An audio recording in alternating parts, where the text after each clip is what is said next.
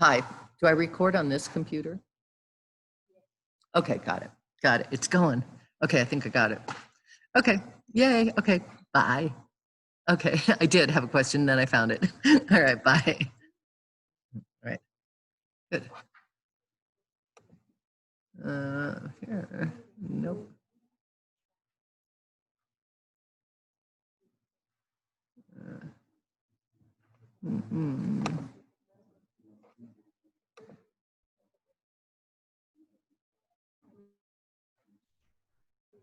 All right, we're not getting your video, Linda. Hello, come in, please. Hello, hello, hello, hello, hello, hello. Hello, hello. Okay. I have tapping on, but no. There we go. Oh, can you hear?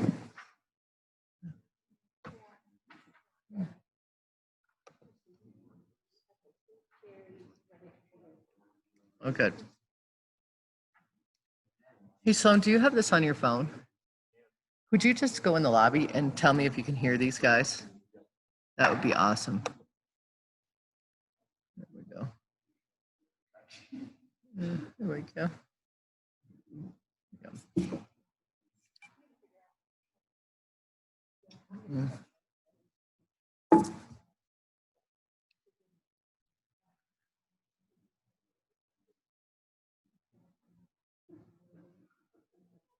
Do I need to screen share anything from you?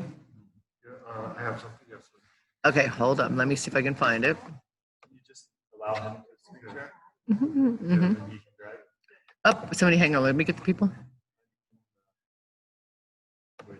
Okay. Admit. Oh, you're joining? Okay. Haven't seen him yet.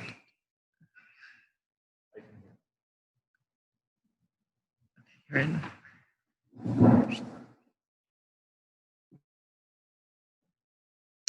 All right. Let's see. Where are you at? Tap in?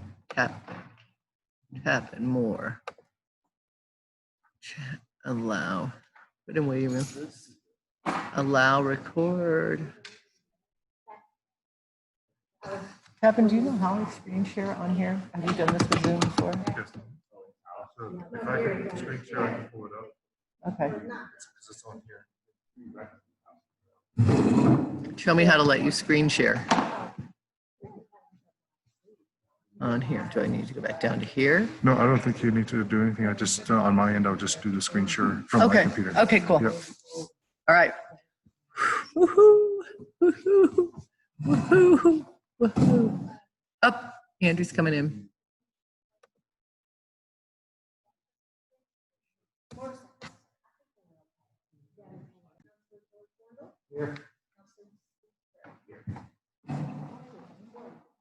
First item on the agenda is motion to advertise ordinance 2020-02, amending ordinance 2016-09 RLB. We have submitted everything to the state to request allowing RLBs on Main Street. And this is, they are asking us to go ahead and amend our ordinance before they approve it. So we're kind of trying to juggle this, and by going ahead.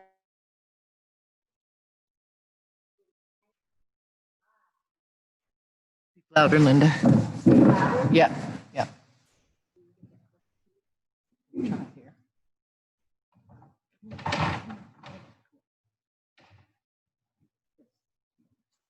Okay. So they will meet in July to review our application, and then we're expecting them to meet in either August or September to approve it.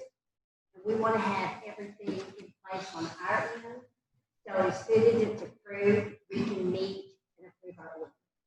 So the ordinance is not written yet. We're waiting for wording from the state on how exactly they want it written, but it will just be to include from where it ends now to the other. There goes. So that's what we're going to do. We will be working on the ordinance. We'll have the public hearing, but this is just motion day. If I can have a motion motion for that, please? I'll make the Do I have a second? Okay, any other questions or discussion? Roll call? Council Steve Cherry? Yes. Council Gordon? Yes. Council Yes. Motion carries. Okay. The next item is our sidewalk replacement on State Road 38. And we have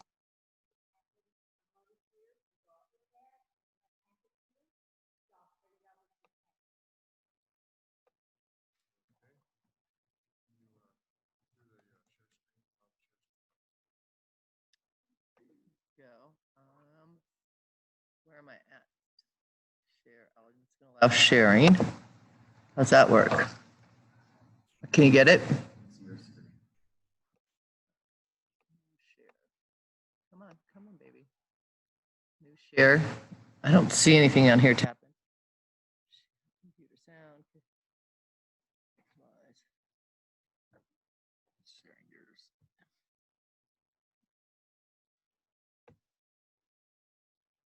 Oh. You can? Oh, you've got to find it.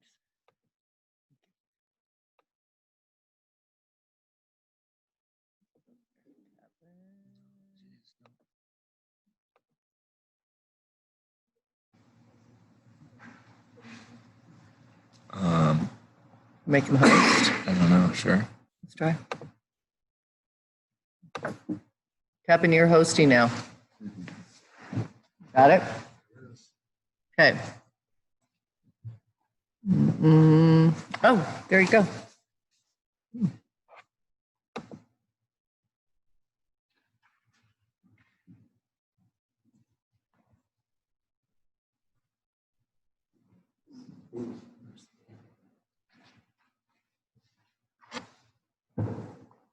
All right.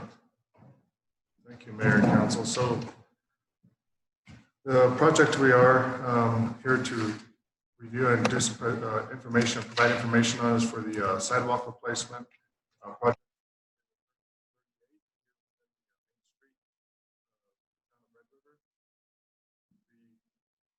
The project is essentially through the entire town where there's existing sidewalk from one end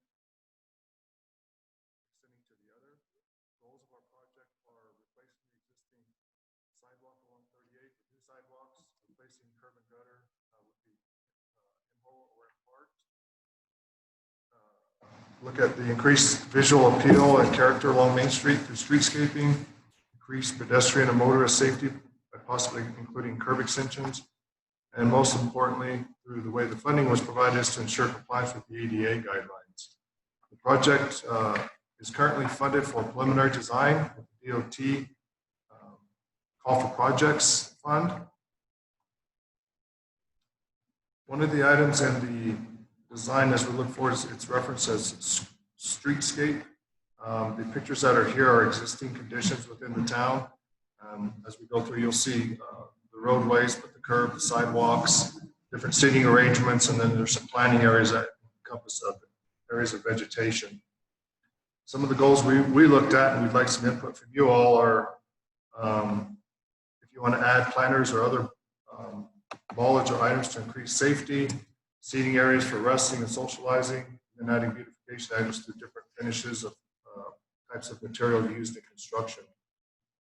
So existing sidewalk, as you all are aware, you have the brick pavers. They've settled over the years. Those are generally between the curb and the sidewalk edge. They are at the curb returns and at the drive ramps, as you see in the pictures to the right. They're subject to trip hazard. They do become unattractive and they become damaged over time. And obviously, as they get settled or they're depressed, they're not compliant with ADA guidelines. Some types of materials and finishes that we just pulled up here. Obviously, the one to the left, this is actually on 2nd Street in Albuquerque. This has got a concrete border with brick and then the landscaping barrier between. And some of these other finishes just show a contrast between types of finishes and patterns that can be utilized. There's two that have like a wood stamp texture. The one to the far right has more of a flagstone look, and again, it uses different characteristics for coloring and size of the stamp. When this concrete or this type of finish is used, when the concrete is wet, they essentially have a stamp pattern. It's a mat. You roll it out on the concrete, press a weight on it, and you pull it up. And then if you want additional finish to it, you can add that to it. The coloring is mixed within the concrete itself. So if you see the different tones and the colors, that's within the mix. The existing curb and gutter, there's breaks and cracks. There's been some deterioration from over the years, vehicles hitting it, or maybe even over the winter, you have to salt and cinder the roads. That causes degradation. And then in the bottom picture, you'll see, if you look at the profile, how the profile of the curb is settling in some places or raising in others. Again, some curb and gutter designs. There's different ways. Typical barrier curb, which is used to prevent traffic from entering into areas they're not supposed to. It's options for painting. You paint, fire zones. If there's school zones, unloading or loading zones. The pictures you see here on the right are a typical barrier curb. In this case, it's a start of a curb and sidewalk. So the asphalt is cut away. So when they form the curb, they then use a machine or hand tools to place the curb. Then the area between the curb and the asphalt is patched with asphalt. To give you an idea, if similar situation in the town, if you replace all the curb, and then in this case behind the curb, there would be sidewalk placed in this image. The middle one is an example of a machine that can place the concrete through a slip form process. So if there's larger areas of curb, they can use a machine to place the concrete. Machines, instead of having to form it and place it by hand. Drive pads within the town. This is an example of how there's broken concrete. You'll see the upper left picture gives an example of that cross slope, if you will. So if you're driving from the street to the facility at this driveway access, that drive is not ADA compliant because the cross slope would exceed the current minimum guidelines. Also wanted to point out in the upper right and the lower right, you'll see what they call the taper. From when you go from the driveway to the sidewalk, those tapers, the ADA guidelines have now changed, whereby they have to be flatter. So in this case, in the upper right, you have a transition of about 2 feet. To get the current guidelines, that needs to be 7.5 feet. Because of your 15-to-1 slopes from the transition to the sidewalk. In this image, kind of left shows how this in construction. The one on the right shows a finished product. In the middle, the one in the middle, to give you an example, this is a kind of a retrofit. And you'll see how to get the ADA cross slope, it's flattened on the drive access, and then there's some features that have to be made or added. It's called a header curb. That you can see where the gravel is that they used to transition back to the existing, but those are placed so that they can maintain the slope on the sidewalk as you would be walking down the sidewalk to show the transitions. And you can see the taper on the curb, how it's longer. Again, those are needed to comply with the ADA guidelines. The examples of some curb returns and things we'd like to clarify: when you have a property or a facility behind the curb and you need to have access, the typical driveway or standard details that are on the DOT drawings, the upper, as you can see, the sidewalk is, you walk on the sidewalk, the cross slope, which is noted by the note 2 in the circle there, that would be your ADA compliant sidewalk access. So as you're walking along the sidewalk, you're maintaining a straight path for walking, and then to transition to the drive behind the curb, then where it says apron grade, that is what transitions from your sidewalk to the existing drives for access. The lower one shows an alternative where you have the apron grade between the curb and the sidewalk, and the sidewalk or the pedestrian access route is behind that apron grade. So you'll see how it transitions towards the property and then back to the sidewalk. And those are options we'll be looking at in design, and we'd like to try to maintain consistency throughout so that we have a common layout for the length of the project on both sides. In this case, on the curb returns and intersections, and I'll show some examples of some options and some proposals in a little bit, but I wanted to give you an example. If you're walking or driving down the road and you have a car parked, the one on the right shows a view. This is actually a Google Earth view, but the camera itself is 12 to 15 feet above the ground.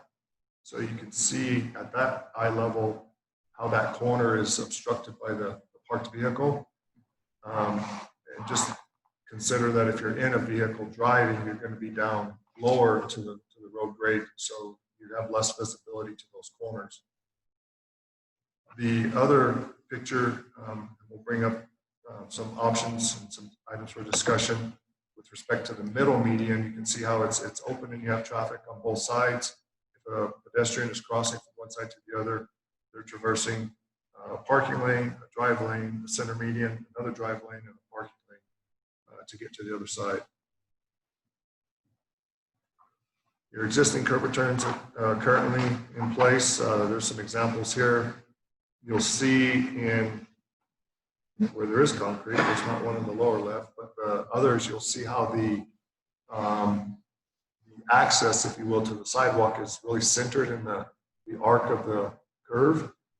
So for ADA access, and not only those that have disabilities, but those that might have visual impairment disability, if they're leaving the sidewalk, the access from the sidewalk directs them essentially straight to the intersection. So you have the option to go left or right, but the center of the arc, if you will, is directed towards the intersection. It's right in the middle of the arc. Some options that we were looking at for streetscape, you'll see in the image, pretty much all of the images, this does an extension of the curb returns at the corners. It gives the pedestrian more distance in a safe manner off the sidewalk before they enter the roadway to see traffic traveling in both directions. So in the left, you'll see the cars are parked, excuse me, back, but the access to the street before you get to the crosswalk, it's extended out more into the edge of the parking lane. So the first point of entry would be in the drive lanes, if you will, not through the parking lanes first. The image on the right is set up in a similar fashion, but we pulled that to show an example of how the crosswalk had a little more of a streetscape design. In this case, they used a concrete header curb on each side, and then they used a stamped, textured and a colored concrete for the crosswalk areas. The one on the left, obviously, is the common typical stripe crossing. The other examples of curb extensions, where you can add some landscaping options. The one on the left, again, shows, I wanted to point out how your current situation directs the pedestrians in the center of the arc. This one is set up to where you have two directions. So if you're continuing walking along the sidewalk parallel, if you're going to turn, there's definitive access points before you make your crossing. In these areas, you can see how you can incorporate with this extended curb extensions, you can incorporate additional landscaping. If there's room, you can add seating. There's different materials, finishes that could be incorporated into the project as it moves forward. So this, going back to the center, you currently have a striped center median. These examples show options for providing a center median access point. So if pedestrians are crossing from one side to the other, traffic is coming, they can at least enter the center median and have a level of protection with a curb, even if it's landscape. And just to clarify, we're not looking at isolating the entire intersection. or the entire median. We're looking at these at the crossings of the road. So if you come up with a feature that allowed the pedestrians to enter the center median point, and then continue on to the other side of the road, but when they can stop midway, if you will, have the safety, if you will, to stop as they're crossing. Yes. Is there an issue in those designs for wintertime? So yeah, so those are definitive things we have at the end. In these cases where we're looking at the curb extensions, you're looking at the center median pedestrian crossings, you're going to have those obstacles there that will have to be delineated. You know, the curb will be sticking up, but we may have to add some signage or something that will give the public works, you know, some indicator that those are there, and it would be worked around. Right now, as I understand, you know, it's clear from curb to curb all the way down from one end to the other. And these would be I call it an obstacle that they would have to work around in the winter.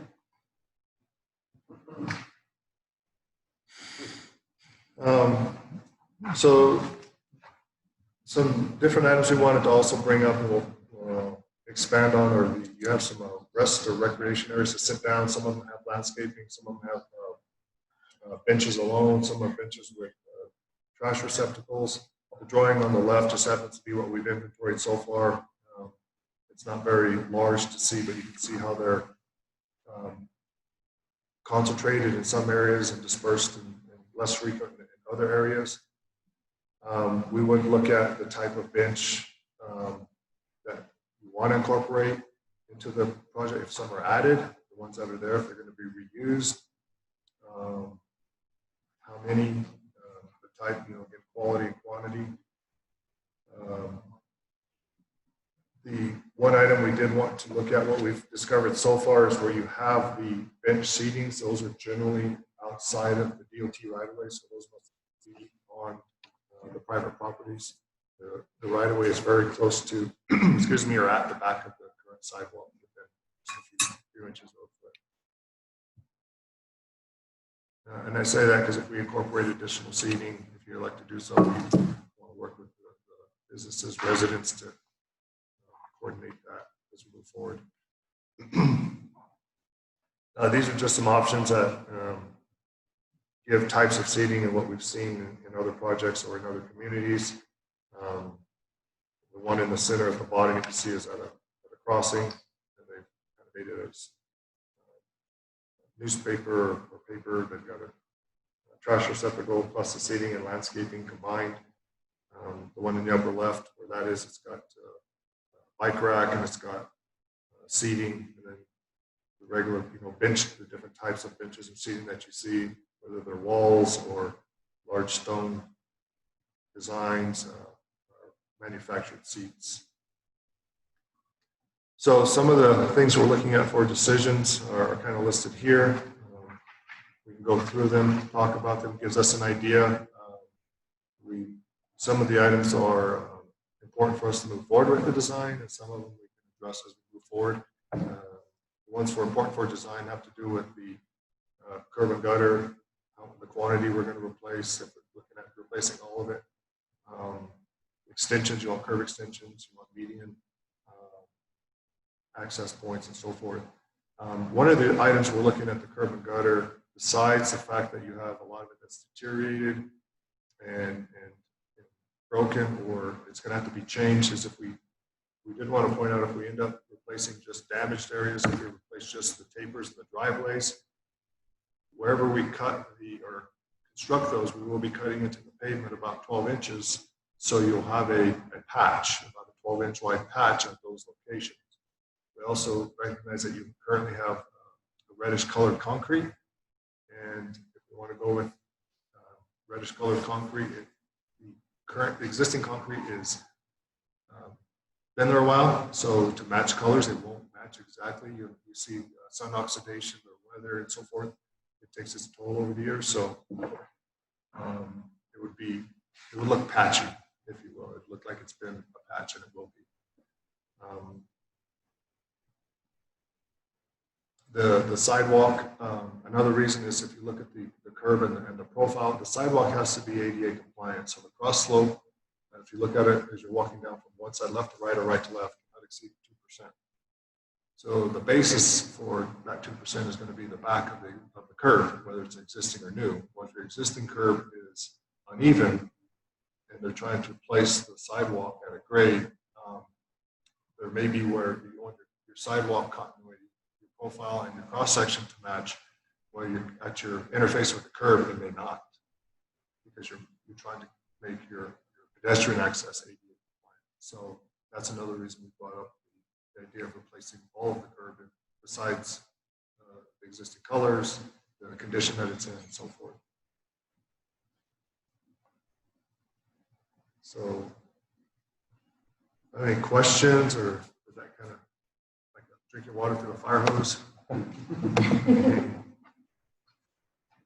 Well, I think the thing that's most important for us to consider is the fact that we're kind of at a critical point on replacing these sidewalks, because we're to the point now that it's dangerous. People are getting hurt, they're having foot claims, and we really don't have it. It has to be done. So, and I don't see how we do anything except the entire thing. So as far as funding, right now we have funding for the design, correct? Yes, so preliminary design. So depending on the construction of final design, we have to address the funding specific requirements, whatever that might be. So when do we think we would have the design, and how do we move forward with the funding for the project? So provided we can get the decisions on the items we talked about today, we're scheduled to have design done by October. And for funding, we do have some programs we would like to bring forth that are options. They're probably going to be federal funds. But to get an idea of the size of the project for construction, we really need to get a little bit further in design. So if you have a $3 million and now it's a $4 million, depending on what's incorporated into the project, that needs to be put in the application for the construction funding.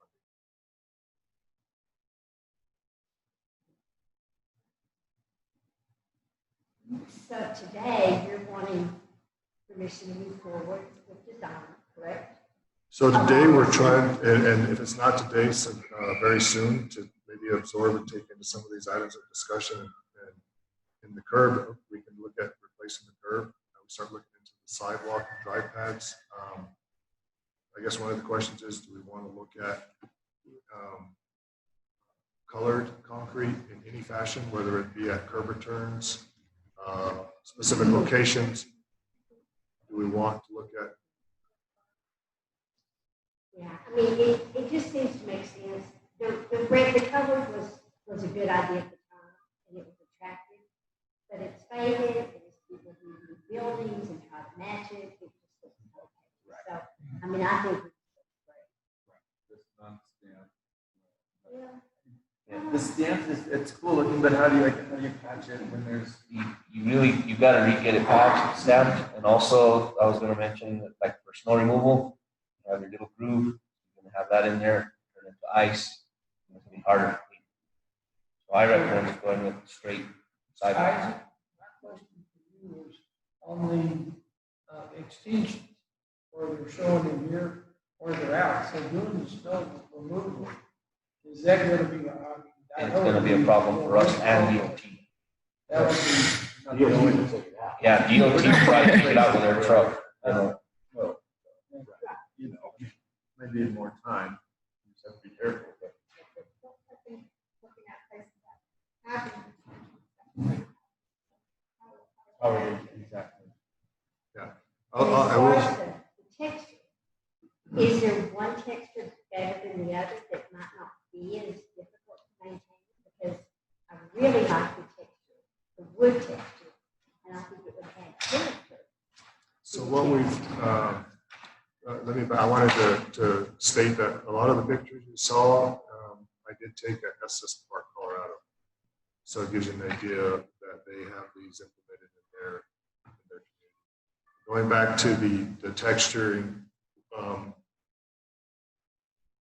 anything when you add a color and a texture will add cost as well.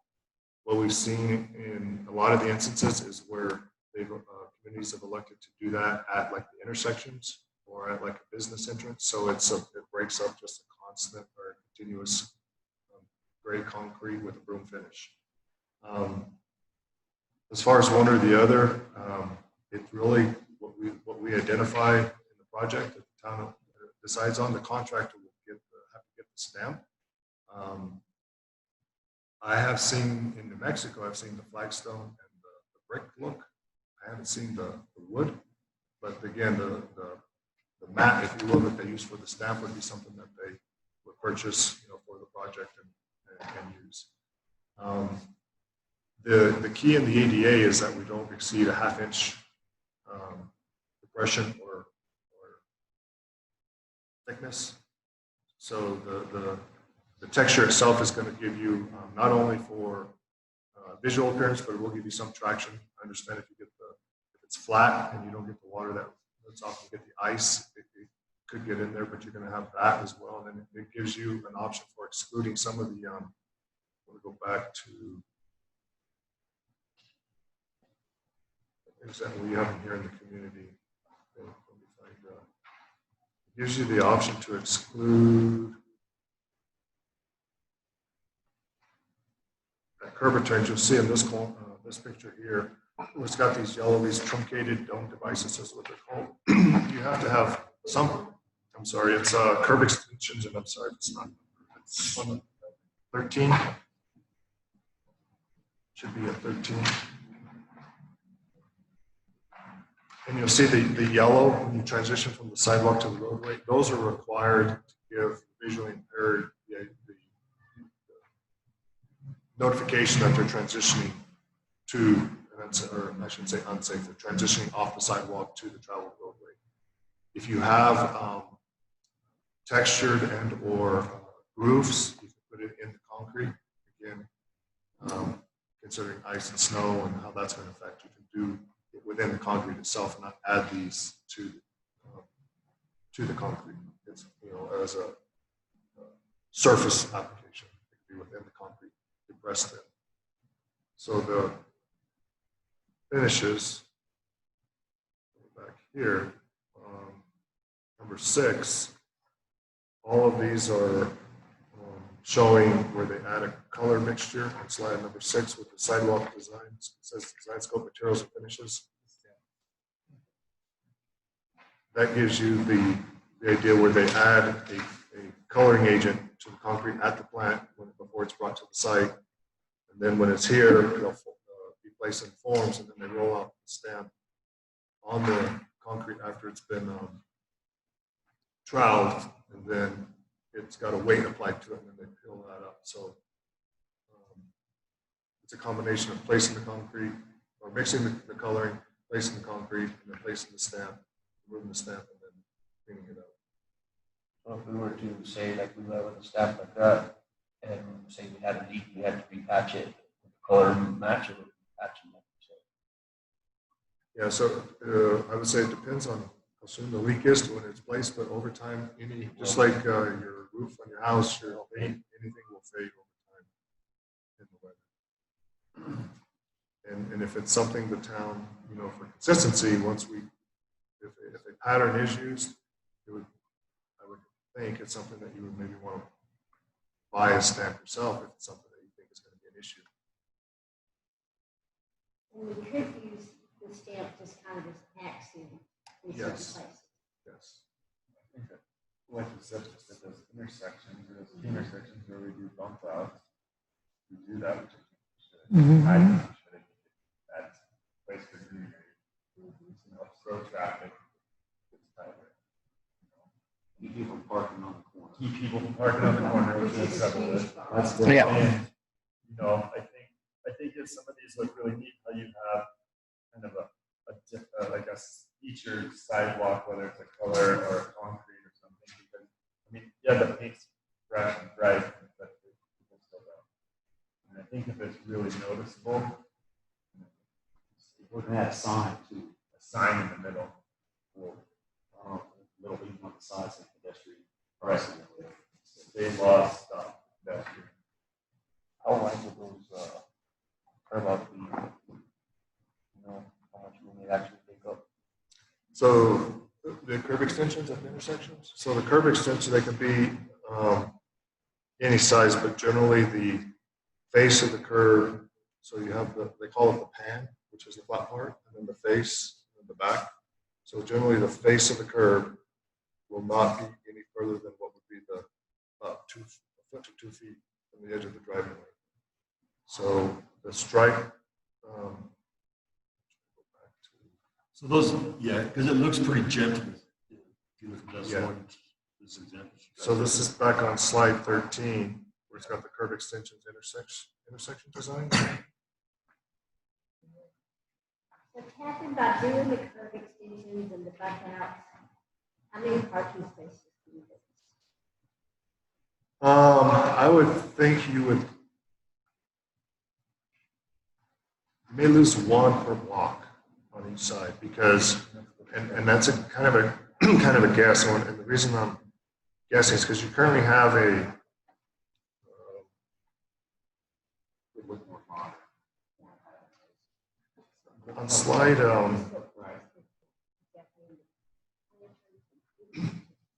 on slide 12 in the upper left corner. This is going to be the northwest corner of Main Street at the park.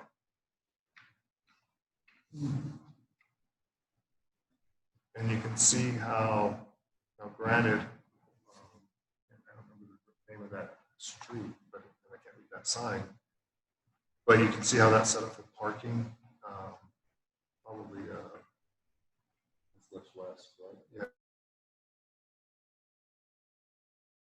So you can see how that parking is set up, and then the curb return comes around. And then the curb return on Main Street is on profile or flush with the curb. And then you see the white stripe on the screen. It's kind of hard to tell, but you can see the white stripe, like if you were traveling from, that would be that way, east on Main Street, the curb extension would not extend past that white. It would be probably 2 feet towards the park. Or more. It would not extend really far out. But it gives you this entire corner, if you will, to streetscape, to provide your pedestrian points of entry. And I You mean, want anything in the middle. That's gonna make it hard for them to get. It would be nice if maybe in the summer we just those. There was a picture of one of them here, just that crosswalk sign. or something. and I anticipated it would probably be, we just wanted to bring the options because it was funny, about 3 weeks ago we had the family here. And we went and rented one of the bicycle cars. And where do they tell you to drive once you make the round? Right down the middle. So besides the snowplows, there's other things that happen, deliveries, activities. So, We're not just plowing up the removal, And what- these guys have to deal with. and when we Scooping down the middle of the street. and when we get to have it again, parade, right? You know, all of those things all take up right down the middle. Okay, so council, what we want you to do, we don't have to make a decision on this today. We'll make a decision at the next council meeting. So we kind of take this and look at it and think about it, and then will you be in our next council meeting so we can talk about it again? I sure It'll can. be the- We discussed putting the sidewalk west. Off of, out of the main street. Yeah. July 20 west.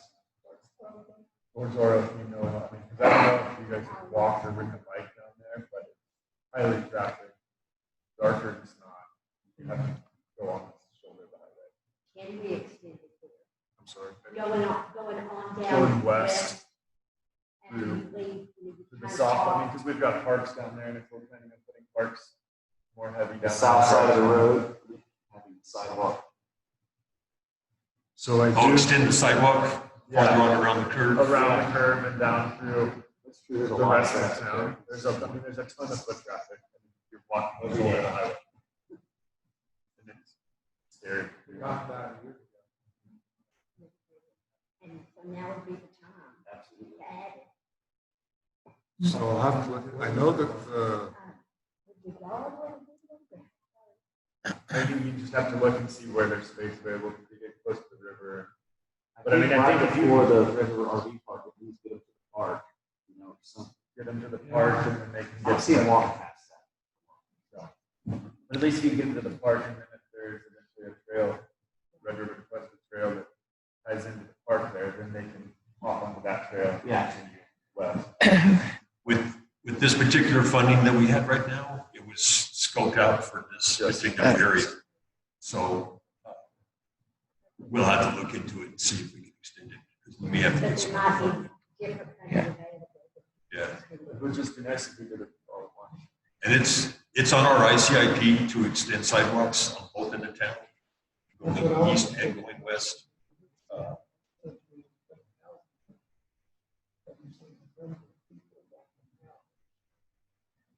You have a comment from Eisenhut that you need to consider the amount and size of some of the trailers that we have, and will that cause issues with them making turns?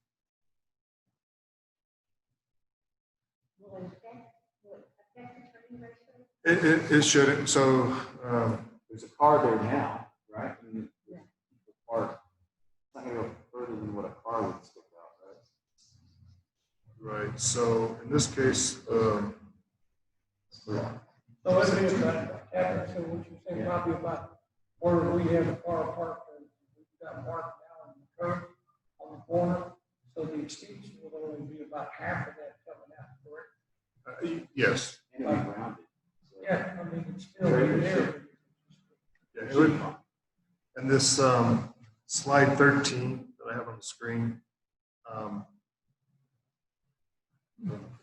as the traffic is, the tighter turn is going to be when you're turning on the same lane, so like right turns to an adjacent street. So in this case, if you're coming and you're going to turn right, this radius is going to be set up so that it meets, or it is large enough so you have large RV or trailer ability to make that turn. The tighter turns, if you will, you'll see in the same image on 13 is see where this car's parked, it brings it back rather quickly and tight because you want to try to keep that parking spaces, number of parking spaces, and still allow them to have the ability to get up and leave.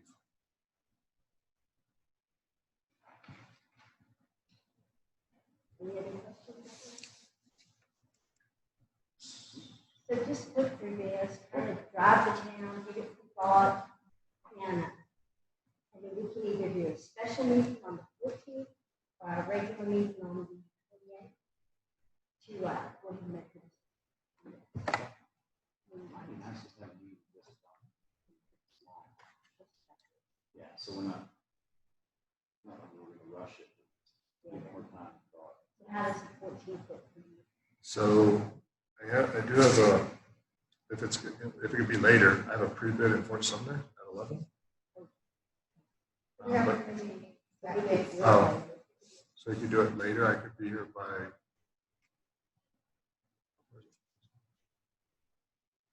I'll be here by 5 o'clock.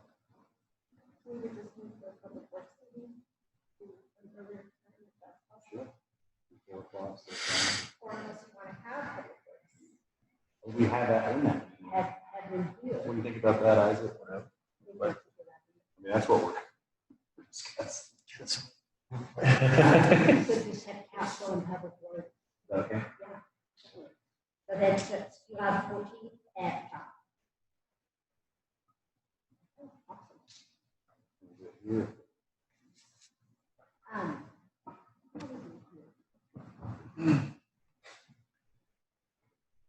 Any questions, any comments?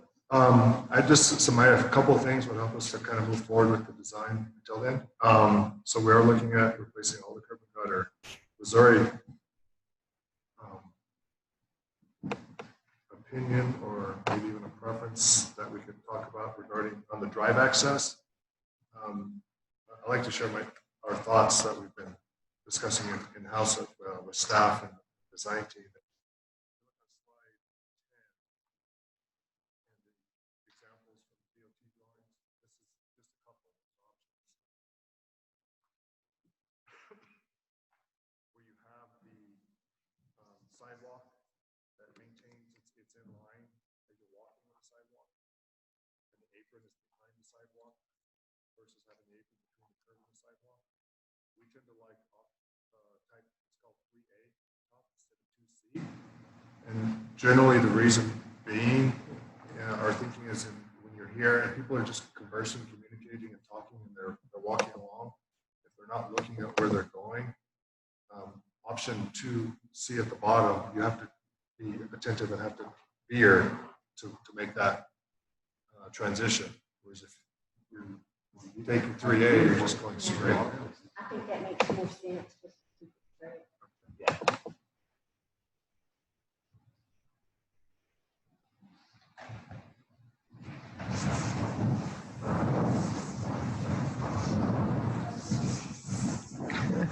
That sounds lovely.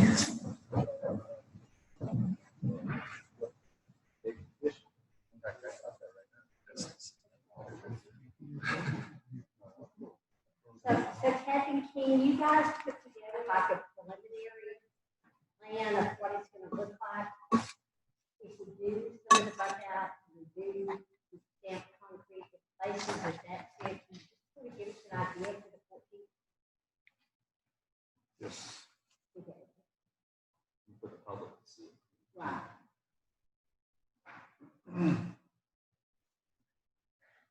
Where do you think we're gonna have the bump out? Do you think we need plans of them? No, I mean, I don't think we need that many. What are you proposing? With every intersection? So that, That's a question we've got on here. yep, that would be something to look at. This is a really small scale, I understand, but where's that? The one with the benches, there's a slide that shows the location of the benches on slide 16.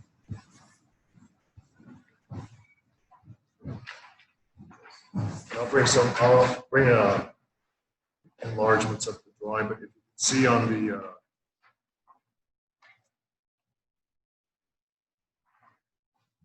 intersections, you have a number of them as you're going, east to west or west to east. I think it would be something to look at from maybe where the pedestrian crossings are most concentrated, and maybe even where you currently have them striped, because not all of them have the striped areas. So if you want, I thought we almost had all of us right now. It should be like, every single one except Golden Treasure, I think, and Carabel. so the ones that is kind of look into areas of the most pedestrian traffic. Maybe both sides of Brandenburg. And then Brewery. And then that intersection. So the ski area, Ski area. the brewery, Brandenburg, and the pool. Both sides of Brandenburg. And the pool. And that way we can have some planters and make it really.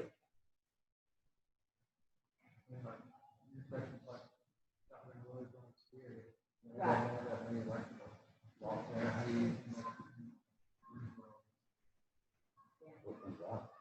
Also at the bowl, there's a big one like that too. We're gonna have to address that with Kit Carson and find out if they need that full, if they need the full width of that full boxer. But if anything, I mean, we're moving the sidewalk out further right there, so it actually gives us more room to go down the block.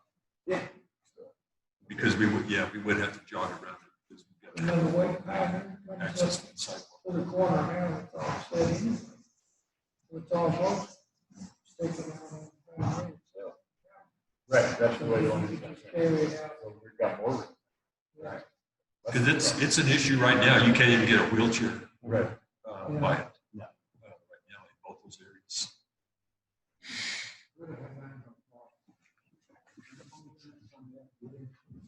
Was that, It's access. What's in those big, it's access for their utilities. We don't have keys. I've seen the way they're in there, it's just kind of like a big manifold of lines coming in, going out. Is very much what it is. And maybe like they're big pull ones. stations when they originally, when they put in the line system. there's only one on each side of the street, this end and one on the other side, one on the west and on the east, and opposite end of the street.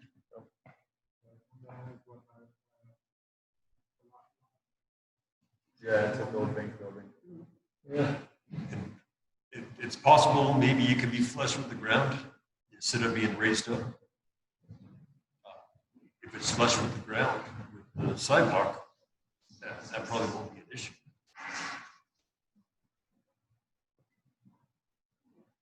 I think we just would like to see concepts from you with our input, and then we can kind of give you more input on the 14th and move forward. Okay? All right, thank you. All right, thank you. Appreciate it. Hey, if there's no other business, we will be adjourned.